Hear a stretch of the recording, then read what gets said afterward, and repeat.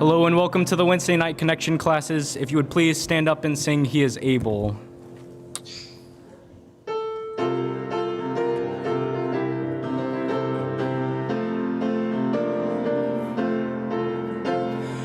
He is able, He is able, I know He is able, I know my Lord is able to carry me through.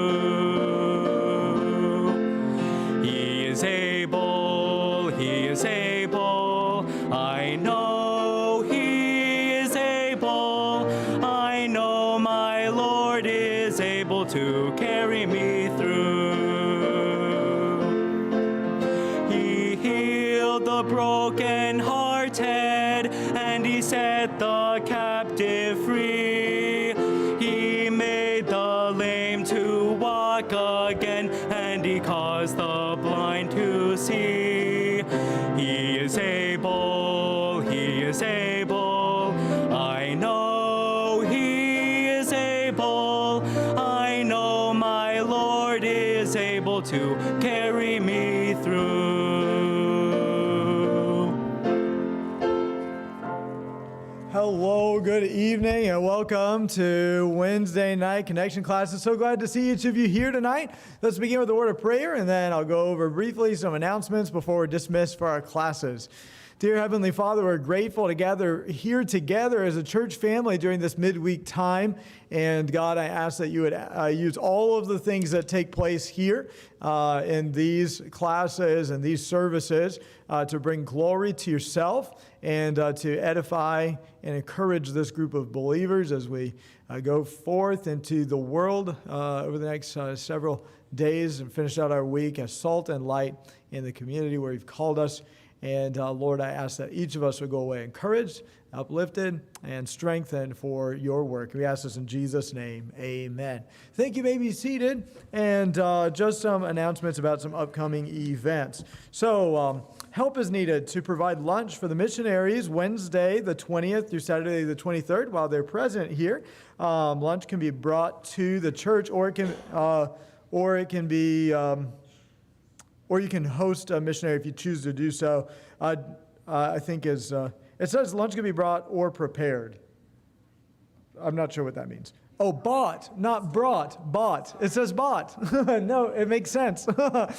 I'm just reading it up here on the fly, and I thought it said brought. I'm like, well, of course it can be brought or prepared. It can be bought or prepared. Just bring it to the social hall by 12 p.m. and we'll need a head count. The head count is approximately 8 people. Sign-up sheet is located in the lobby. See Elena Aiken for details. Note to self, read the announcements in advance of standing in front of everybody. So anyway, those are there. And then the next thing is that the greeter schedule has been posted at the information table in the lobby. And also a copy has been posted on the Bible Baptist Church Facebook page. So if you're a part of the greeters or ushers ministry, ushers ministry, right? Then make sure to be aware of the dates where you've been scheduled and communicate with Pam Cox if there are any necessary changes. There is a craft fair coming up. This sounds like a pretty exciting event, and I've heard some details about this as it's being planned. November 6th from 8 a.m. until 12 p.m. Crafts and jewelries and fine arts and housewares and plush items and treats. I'll be there for the treats. I'm coming out for. So I'm sure the rest of it's very interesting and exciting, but I especially like treats. So if you have some crafts, then you can sign up for that. And what's the cost per table? $40 per table for you to rent a booth there, and all the proceeds go to help our teenagers go to camp this summer. We've chosen to send them to the wilds. It's the best, but you get what you pay for. So there's an expense there. The Young at Heart meeting is going to be the first meeting October 5th. That's this coming Tuesday. So if you are young at heart, then you should come. And to be here on October the 5th at 11 a.m. in the social hall. We have a sign-up sheet in the lobby at the information table. So make sure to let us know that you're coming. Now, some of you let us know through the Facebook group, and that's acceptable. I've written your name down on the sign-up sheet, so you don't have to. But if you haven't done that, but you do intend to come, then let us know one way or the other, because we want to feed you. How many of you don't like being hungry? Like, okay, good. So that's a good motivator to sign up for things. Starvation will be a good motivator every time. So if you don't want to starve, then with that. Well, Missions Revival is right around the corner, the 20th through the 24th, and we'll be doing dinner each evening. We talked about the missionaries for lunch there, if you'd like to help provide that. But dinner each evening, and we have themes for the meals.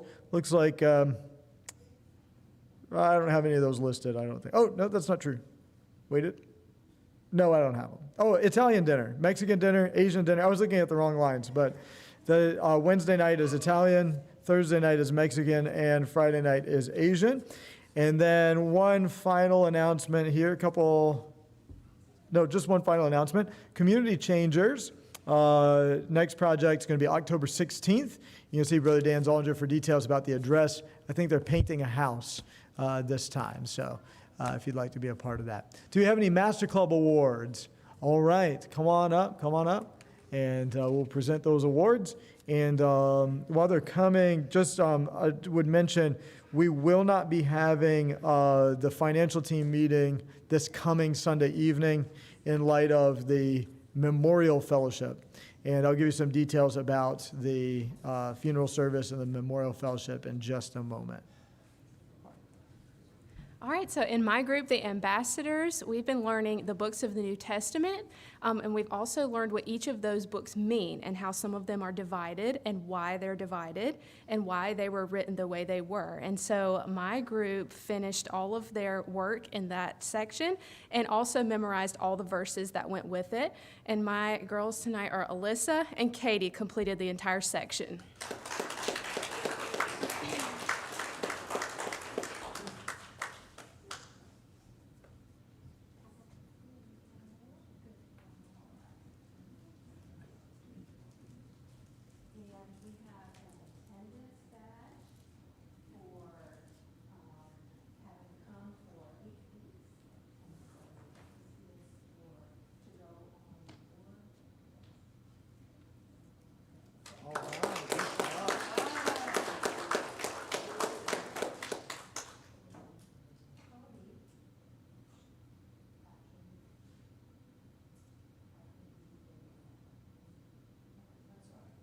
No worries.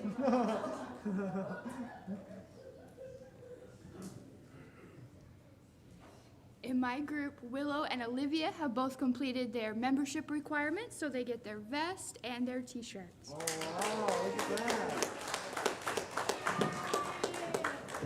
All right. Good job. Awesome.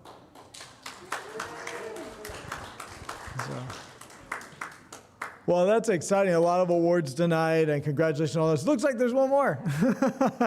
So, all right, here she comes. You can tell I'm substituting. Okay, so Tony gave out tracts to some people, and so he gets his good news back. All right, good job. All right, wonderful. And so praise the Lord for that. This coming Friday will be the memorial service, funeral service for Brother John Anderson, and that will be at the Hazley Funeral Home. Visitation will be between 10 and 12, and then the service will be at 12 with the graveside to follow. We will have a special memorial fellowship on this coming Sunday evening in the social hall. We'll take some time to remember Brother John and sing some songs together, and also enjoy a time of fellowship as a meal there. So be praying for their family during this time of grief and bereavement. Well, let's all stand together, and we'll dismiss all of our Master Club's kids. You can follow the workers over here to the children's ministry room, and parents, be sure to pick them up there first thing after your class is concluded. Brother Joshua's going to come and lead us in another song, and then we adults will be dismissed at that time.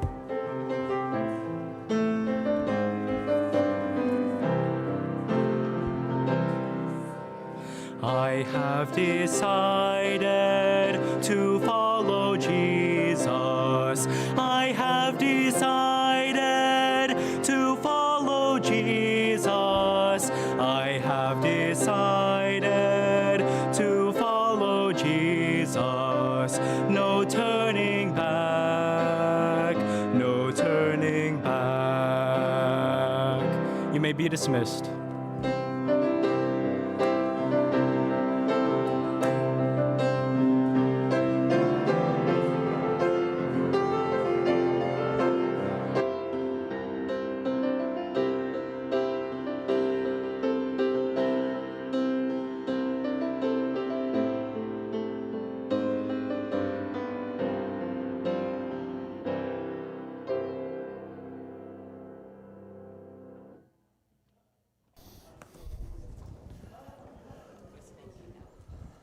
If you're going across the front, you're not sneaking out. Oh, we're going behind your back. You're walking out behind my back. That's exactly right.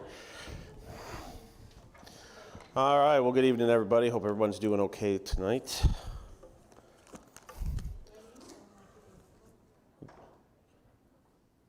I don't know. okay? No, it's probably just me. I'm using my deep bass voice. It gives it much greater effect. Not Johnny Bench, like Johnny Cash. That's a better one. Job chapter 15 is where we are today. At least I think that's where we are, if we get serious about what we're doing.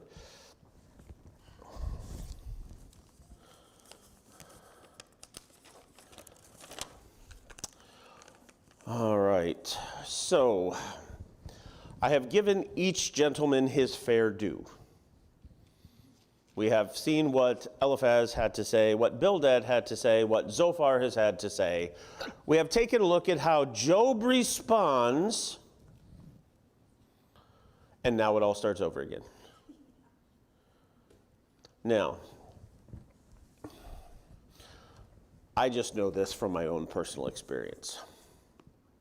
It's never fun to go to the same training twice. 2 weeks ago, had a professional development for being a math ambassador for the new best standards in St. Lucie County, because I went to a training in Naples this summer. Didn't realize it had extra work entailed with it the rest of the school year. That's what I get for going on a free trip. Less than a week later, had a math contact meeting. Do you know what an hour of it was? Exact same thing we did in the previous meeting.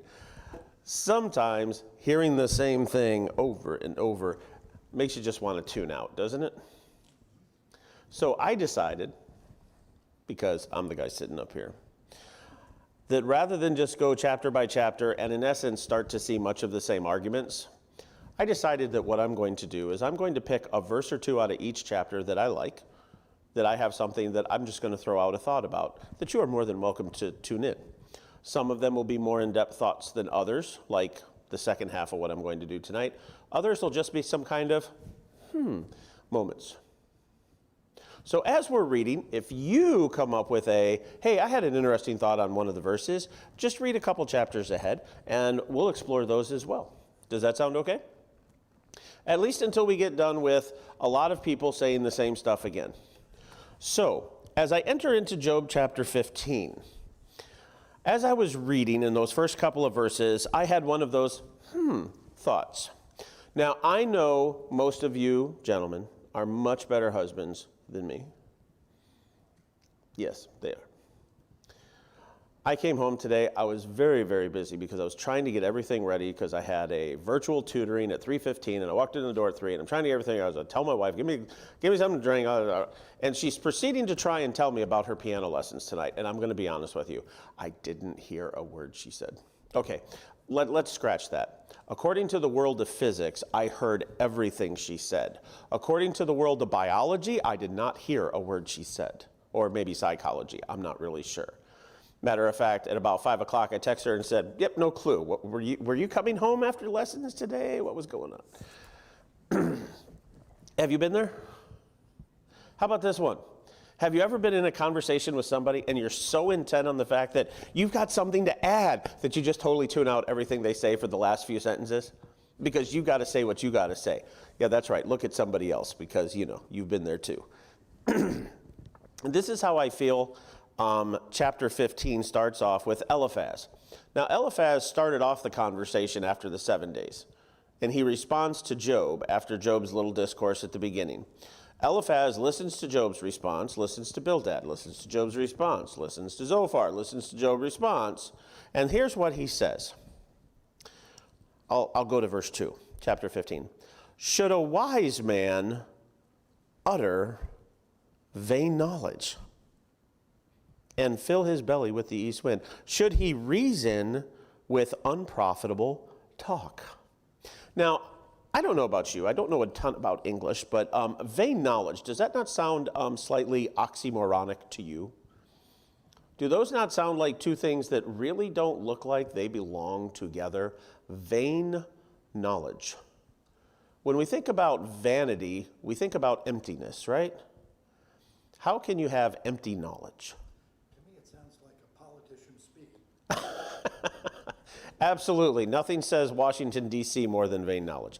All right. And that's all I don't know, however many politicians we have. I think it's all of them would fit that. But that's kind of the idea I have. Should he reason with unprofitable talk? And I'm sitting here listening to Eliphaz as he responds, and I'm sitting here going, did you even listen over the last 10 chapters of the discussions that were being had? I have it in my mind that Eliphaz is sitting here going, okay, come on, you guys get done talking because I've got something to say. I need to talk, tell me what's going on. Are you guys following? And he needs to add something in. And he's just sitting there waiting. And so in his mind, all he hears, and I do this with my students at school sometimes, I think all he heard the entire conversation was, wah, wah, wah, wah, wah, wah, wah, wah, wah, wah, wah. In other words, Charlie Brown's teacher. Yes, there are times that I feel like that's how my students hear me. Don't hear a word I'm saying. And I have a feeling that Eliphaz was sitting there going, yeah, come on, wrap it up. Come on, the important guy needs to say something. Just, yeah, whatever. Okay. And he starts, and I really sit here and look at this. Did he hear anything Job said? I have to go back to last week's verse. I can do it better this week. Verse 14 of chapter 13. Verse 15, sorry. Chapter 13. Though he slay me, yet will I trust in him, but I will maintain mine own ways before him. I still have my integrity. He's told these guys 3 different times now, I haven't done anything wrong. If I have committed sin, I'm waiting for God to tell me what it is, and I'll figure it out. I'm just waiting to hear from God. I have asked God, I have begged God, I have pleaded with God, and yet God will not answer me. And all I can tell that, Eliphaz has done has been, okay, come on, let's go. When's it my turn to talk? I need to go. And so here's my little mini lesson before I get to the other one. Are you ready? How many times do we listen to somebody and never truly hear them? Because we're way too focused on me and how important what I have to say is. I think we would be better off sometimes if we would be willing to be patient and truly listen and hear what other people want to say. If Eliphaz had truly listened to all of Job's discourse, do you think there's a possibility he might have been swayed by what Job said? Now, I do think that he was influenced by Satan, so it's hard to really say whether he would have or not. I think part of the whole problem with him not listening was the fact that he was swayed by Satan. But to sit here and call what Job said vain knowledge, unprofitable talk. Verse 5, he said, thy mouth uttereth iniquity, and thou choosest the tongue of the crafty, thine own mouth condemneth thee. And he's like, again, if you go back and really read, I don't think that's anything of what Job said.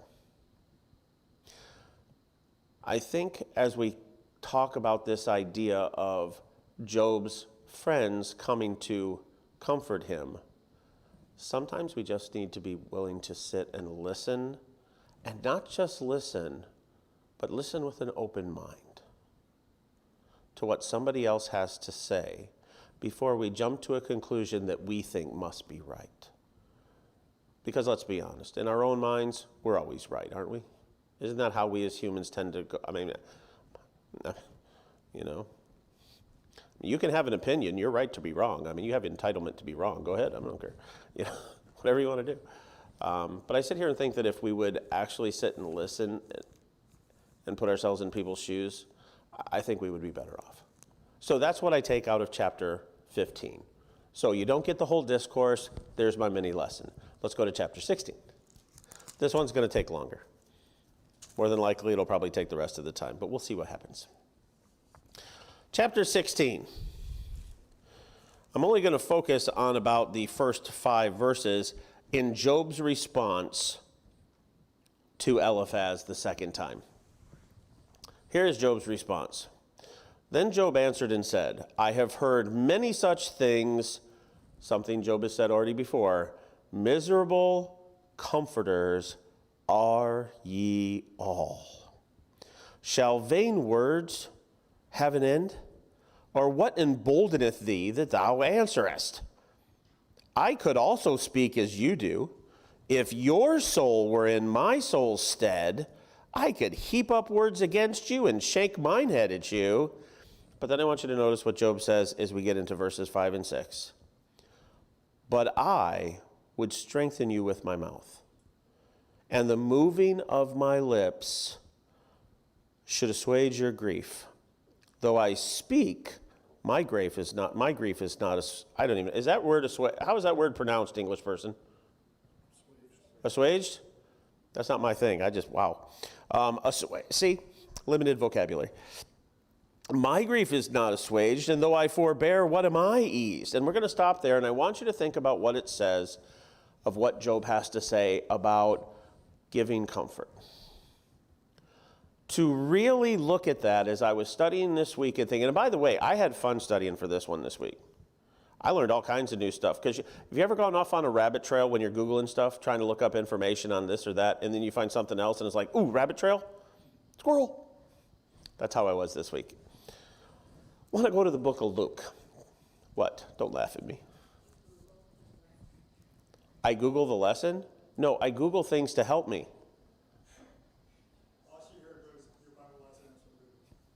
That's all she heard. See, she did not really hear or listen to me. All right. Besides, I'm just learning from my students. That's how they do geometry class. We just Google everything. All right. I want you to go to the book of Luke. Would you guys go to Luke for me? All right. Luke chapter 10, if you don't mind.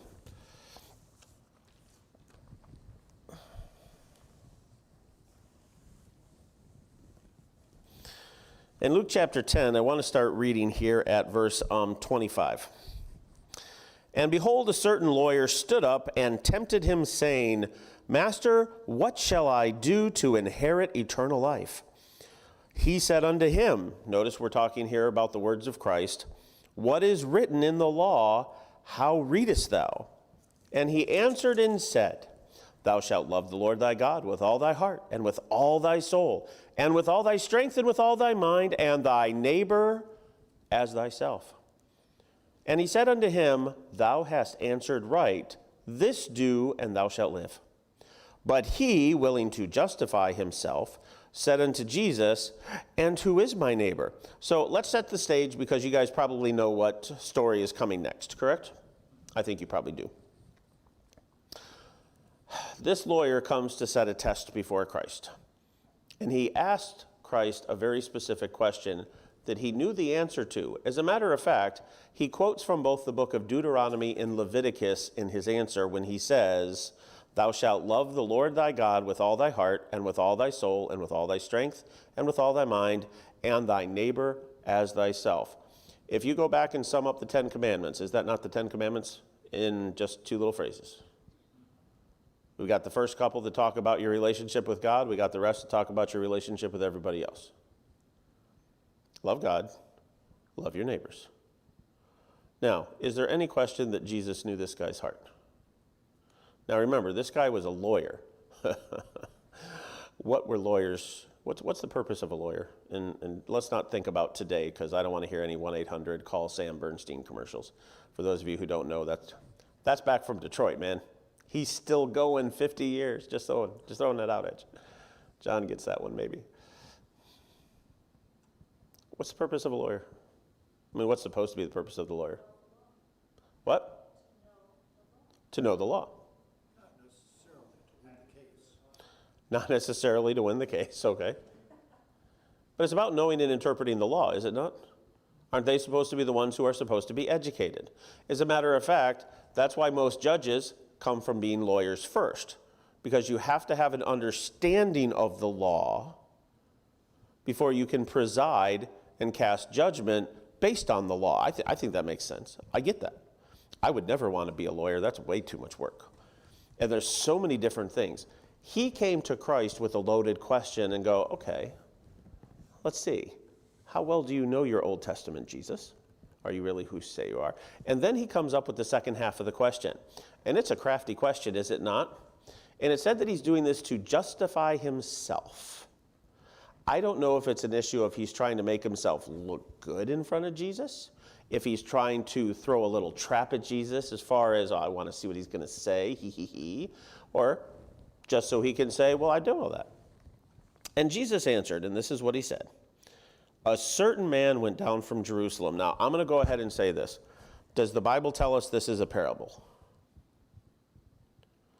There are times in the Bible that it says, and Jesus spake a parable unto them.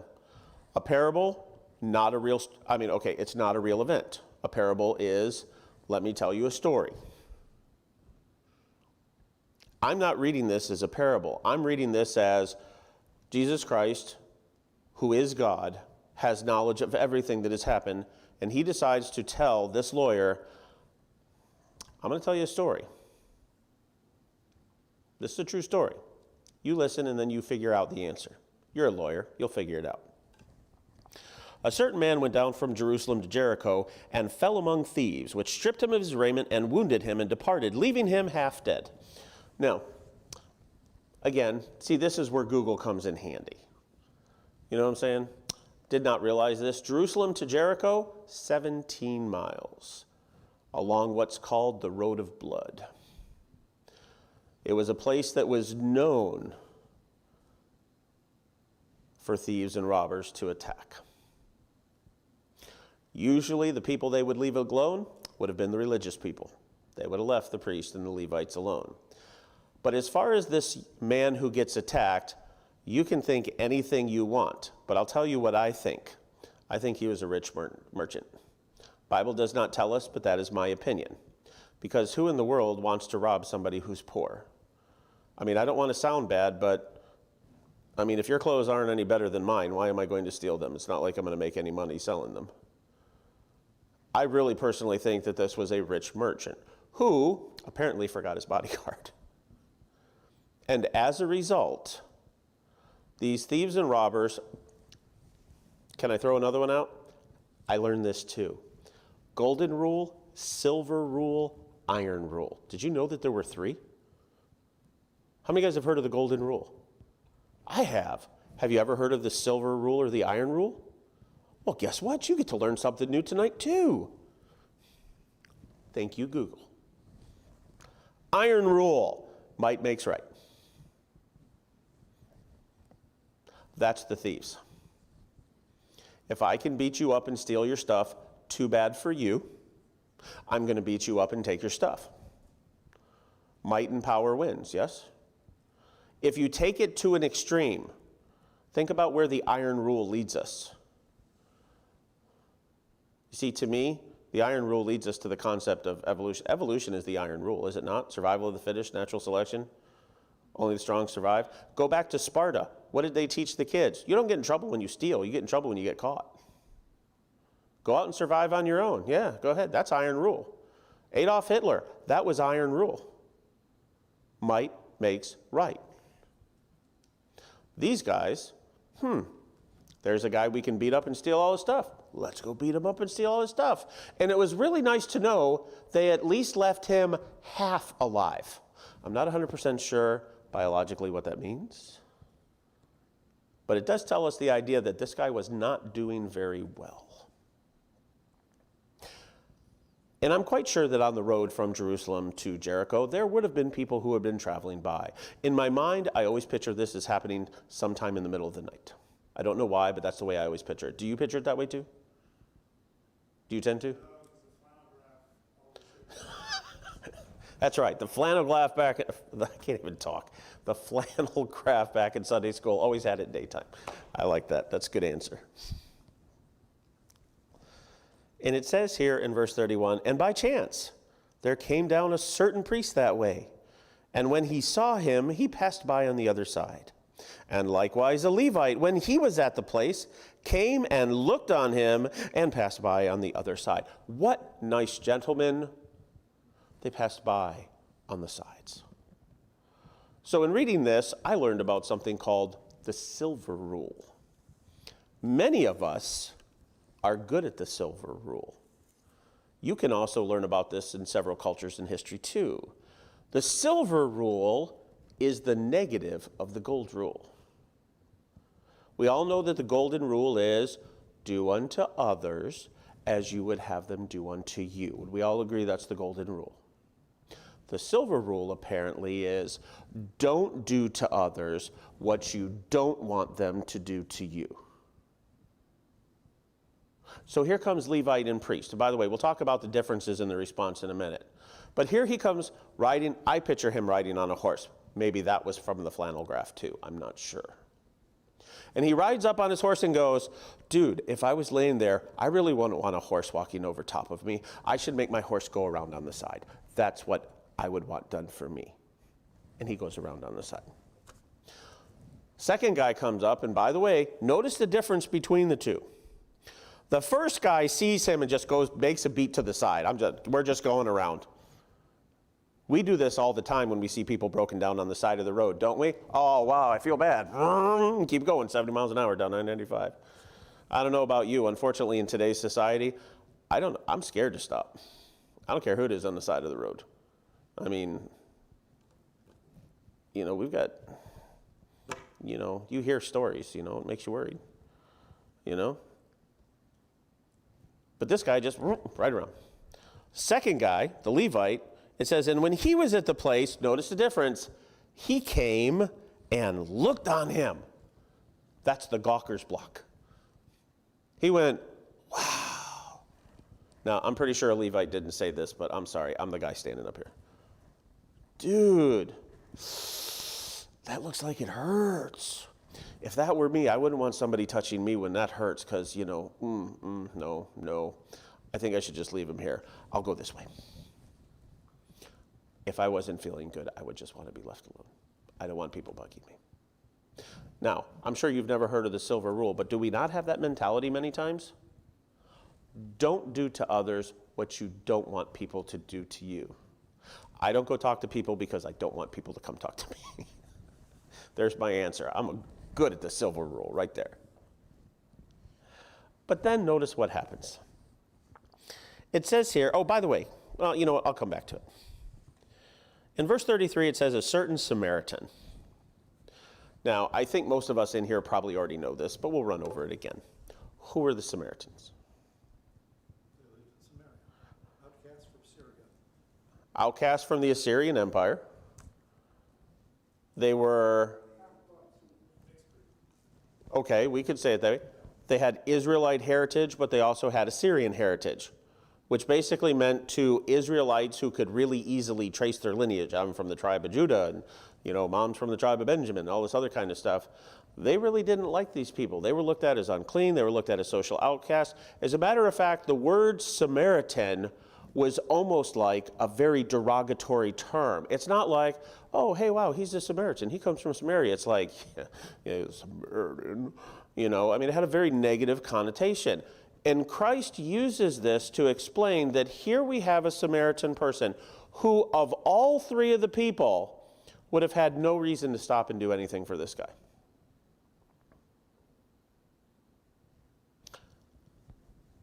That's a Jewish man sitting down there. Jews hate me. They despise me. They make fun of me. As a matter of fact, they won't even walk through my country. Did you guys realize that there were Jews who would actually go across the Jordan River so that when they passed, I will not walk through Samaria. That is what I will do. I will not even do that. That is how much they could not handle these people. The Samaritans even had to build their own temple. That even made it worse for the Israelites not to like them because they couldn't go down and worship. But a Samaritan man. It says, as he journeyed, came where he was, and when he saw him, he had, what's the word? Compassion. Now, I want you to notice this. Did he look at this guy and go, you've been through it. Let me sit here with you for a while. Can we talk about your sin, please? What is it that you have done that you have so displeased God that he has allowed this fate to befall you? Let's sit and talk. Do you notice this guy doing this? As a matter of fact, if the way I read this, and I can't tell you for a fact, Christ would know, I don't see where the Samaritan ever said anything to him because the guy was probably passed out. But you know what he did? It says, he went to him, bound up his wounds, pouring in oil and wine, and set him on his own beast, and brought him to an inn, and took care of him. And on the morrow, when he departed, he took out 2 pence, and gave them to the host, and said unto him, Take care of him, and whatsoever thou spendest more, when I come again, I will repay thee. Did you guys ever realize that compassion is costly? Compassion always costs you something. Will it always cost you money? I'm not going to say it has to. Sometimes compassion just costs your time. Sometimes compassion costs your emotional, how do I say this? It costs you in your emotional stability a little bit, or your emotional happiness. I don't know how I want to say it, but it takes a piece of you emotionally to go comfort somebody who's going through something. You know what I'm saying? It can have a cost. I mean, you can go away physically drained, even though you weren't doing something per se. But the one thing compassion is not is compassion is never convenient. It's not easy to be compassionate. Did you ever think about that? You say, well, there are some people who have the gift of compassion. I think there are some people who are more giving than others, and compassion comes easier, yes. But in reality, compassion is not easy. I want you to notice, in comparison to the 2 other guys, the Levite and the priest, are you going to tell me that the priest and the Levite didn't know what it said in Deuteronomy and Leviticus? Are you going to tell me that those guys couldn't quote from memory that thou shalt love the Lord thy God with all thy heart, with all thy soul, with all thy mind? And the fact that we should love others like ourselves? Again, from Deuteronomy, from Leviticus. Those 2, what the lawyer said, 2 verses in the Old Testament. These guys should have known them. And they both walked by, rode by, passed by on the side, noticing him. Now, I understand sometimes we don't notice stuff. I many times can be totally oblivious to certain things. You know, I will come home and all of a sudden, 30 minutes after being home, my wife will say, you didn't say anything about my haircut.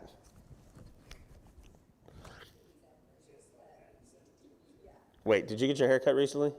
Oh, good. Okay. I don't know. I mean, it literally happens. That, you haven't you ever done that when you're looking, where are my keys? Or this is my favorite. I have literally done this. I cannot find my glasses. And I know I'm not the only person who's ever done this. I'm looking around and I can't find my glasses. And all of a sudden I go, oh, wait a second. And I feel really stupid, right? These guys weren't oblivious. It's not like these guys didn't see him in the middle of the road. The Bible tells us that he saw him. I want you to look in 1 John. Well, okay, you don't have to look in 1 John. I'll read you a verse out of 1 John. 1 John chapter 3. 1 John chapter 3, looking at verses 16 and 17, it says, Hereby perceive we the love of God, because he laid down his life for us, and we ought to lay our lives for the brethren. That's quite a statement, isn't it? The fact that Christ was willing to give his life for us means that we should be willing to give our lives for others. And then it says in verse 17, But whoso hath this world's good, and seeing his brother have a need, and shutteth up his bowels of compassion from him, how dwelleth the love of God in him? I'll tell you a story. I've probably told it before, and it's okay, just because it makes a point. Because this is how the world sees us sometimes, and I don't think Christians realize it. He said he saw a Facebook post of an old woman that was in his class in high school, and she had a monetary need. And all he saw on the Facebook post was a bunch of people posted, praying for you. God will take care of you, praying for you. Which, by the way, I get all that. I'm not downing any of it. My brother said, I just wrote her a check and sent it to her for $50 and said, here, go get some gas. And I'm not downing the fact, because I know we've heard that, you can always do more than pray, but you can't do anything till you pray. I get all that. But the world doesn't get that. Do you guys understand? Did you see the one? It shows up on Facebook every so often, or on, the internet is a meme. You see this big, giant, empty truck, and it says, pick the city that's gone through a horrible thing. All right, so, Louisiana took a big hit from the last hurricane, right? Here's a big empty truck with a picture, and on the bottom it says, here you go, Louisiana. Here's all your hopes and prayers we're sending you. Christ is saying we should be willing to help others, and if not, if we have the ability, and it does say if we have the ability, and we're not willing to do something to help somebody, to help especially a brother that's in need, how is the love of God in us? And you say, why are you coming here from where you were? Go back to Job. If we're looking back in Job one more time, Job makes the comment, miserable comforters are ye all. Verse 5 says, again, if I was in this position and you were in my position and I was in yours, I would strengthen you with my mouth, and the moving of my lips should assuage your grief. Job's friends came. Does the Bible tell us anywhere that Job's friends bandaged up his wounds for him? Does the Bible tell us anywhere that Job's friends said, wow, you guys, you're really having it tough. You lost everything. Can I go to the grocery store and pick some groceries for you? Can I bring some stuff back for you and your wife? What do you guys want? Can I bring you over some meals?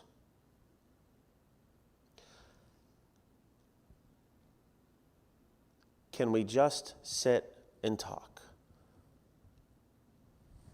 I'm not saying that there isn't a time for having a discussion with somebody who has truly done wrong, who needs biblical correction. I'm not saying that there isn't a time for that. But even with unsaved people, do you really think the person who's sitting out there with a sign saying, we'll work for food, or, homeless need help, that if they get a tract, that the first thing on their mind is I need Jesus? The first thing on their mind is I need a sandwich. And until you can meet the physical need, are you ever going to be able to reach a spiritual need? You know what Job's friends could have done? They could have started meeting Job with where he was. These friends were probably also wealthy friends. You know what they could have done? Hey, Job, I understood you went through a lot. I brought you 10 sheep.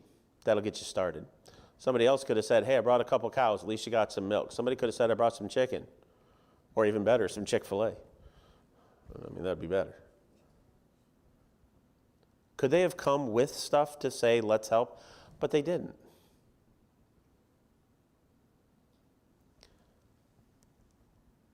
When people are struggling, when people are going through hardship, when people are going through difficult times, whatever the reason may be,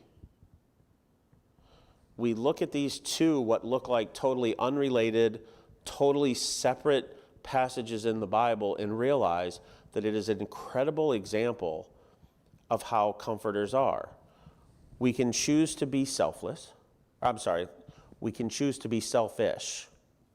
We can choose to be indifferent. We can choose not to care. We can choose to be judgmental. Well, you got what you deserved. I'll tell you what, I'm glad I don't get what I deserve. I don't deserve much, because I know me. Or we can just simply start with, I'll see a need, I'll go out and do what I can do, with or without recognition. Is there something I can do? What can I do to help that person right now through what they're going through? If there's a spiritual need that's involved, sometimes I think that has to wait until the physical need, the emotional need, needs to be taken care of first to get that person to a position that a spiritual need could be discussed. So the question is, I suppose, as we go back to what Job said, what kind of comforter are you? Are you a miserable comforter, or are you a good Samaritan? Which one fits? Our Heavenly Father, we're grateful for your love. We're grateful for the opportunity to learn many lessons from your word, but as we look through the book of Job, and we just see so many things sometimes that we might not have seen before. We just thank you for the study and pray that you'd help to continue to teach us. In Jesus' name, amen.